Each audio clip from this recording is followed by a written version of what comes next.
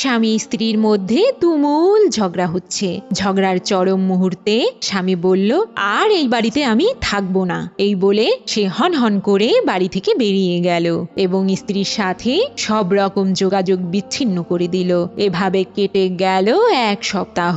1 সপ্তাহ পর লোকটি তার ফোন অন করে দেখল তার স্ত্রী তাকে অসংখ্য কল এবং মেসেজ করে রেখেছে। বারবার ক্ষমা চেয়ে অনেক আকুতি করে বলছে, তুমি আমাকে ক্ষমা করে বাড়ি ফিরে এসো, আমার ভুল হয়ে গেছে। স্ত্রীর এমন কাণ্ড দেখে স্বামী হাসলো এবং কল ব্যাক করে বলল, মাত্র 7 দিন দূরে থেকেছি, তাই দেখেছ আমাকে ছাড়া তুমি কতটা অসহায়। স্ত্রী কান্না করতে করতে বলল, তুমি অতি দ্রুত বাড়ি চলে আসো প্লিজ। এবার স্বামী বাড়ির উদ্দেশ্যে রওনা হলো। পথিমধ্যে গাড়ি অ্যাক্সিডেন্ট করে তার একটি পা ভেঙে গেল। স্ত্রী এ খবর পেয়ে স্বামীকে হাসপাতালে ভর্তি করলো। দীর্ঘ 1 মাস হাসপাতাল এবং 3 মাস